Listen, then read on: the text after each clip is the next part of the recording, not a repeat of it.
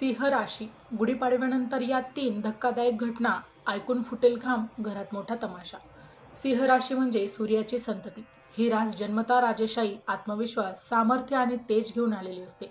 पण प्रत्येक सिंह राशीच्या व्यक्तीला जीवनात एक मोठं वैशिष्ट्य जाणवतं.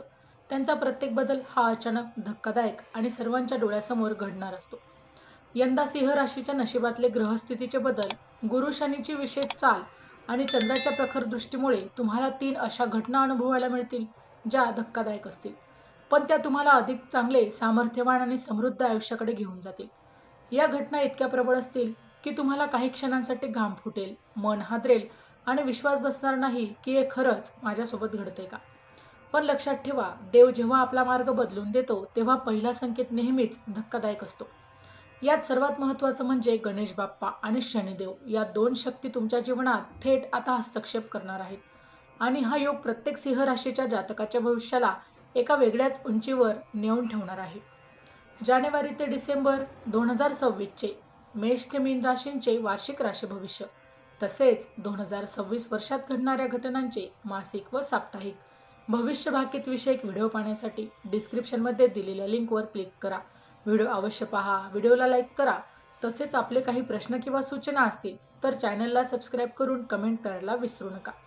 नंबर 1, घरात मोठा तमाशा पण नियतीचा मोठा टर्निंग पॉईंट.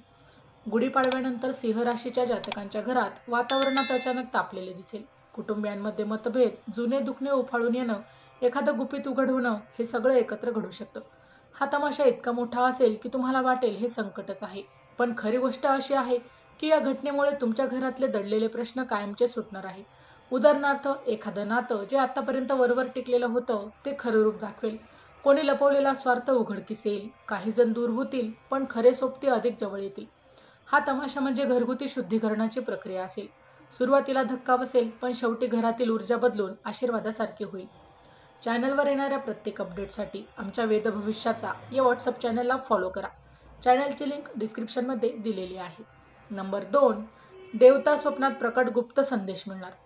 गुढीपाडव्यानंतरच्या रात्रींपैकी एखाद्या रात्री तुम्हाला असं स्वप्न पडेल जे साधं नसणार. गणपती बाप्पा स्वप्नात येऊन तुम्हाला एक नवीन मार्ग दाखवतील. कदाचित ते काही प्रतीक दाखवतील, जसं की एखादा रस्ता, एखादं पुस्तक, मंदिर किंवा पांढरा उंदीर.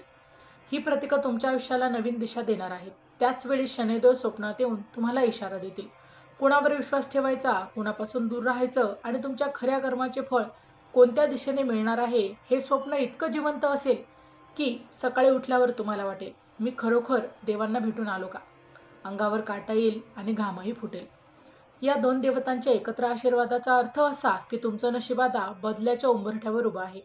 गणपती बाप्पा मार्ग दाखवतील आणि शनिदेव त्या मार्गावरचं खरं फळ देणार आहे. नंबर 3, आर्थिक व सामाजिक धक्का पण सोन्याची संधी. तिसरी घटना ही सर्वात धक्कादायक पण सर्वात शुभ आहे. अचानक अशी परिस्थिती येईल की काही लोक तुमच्यावर शंका घेतील, तुम्हाला कमी लेखतील, कदाचित अपमानही करतील. तुम्हाला वाटेल की समाजात तुमची किंमत कमी झाली. हा धक्का सहन करणे कठीण जाईल, पण याच वेळी नियतीचा मोठा खेळ सुरू होईल. अचानक तुम्हाला अशी संधी मिळेल जी कोट्यवधींमध्ये एकच मिळते.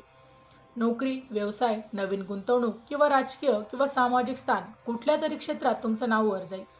पैसा अनपेक्षित पद्धतीने येईल. कदाचित एखादं जुनं अडकलेलं देणं, कोर्ट केसचा निकाल किंवा एखादा दैवी लाभ. शत्रूची जीभ बंद होईल आणि लोक उलट तुमचं कौतुक करू लागतील.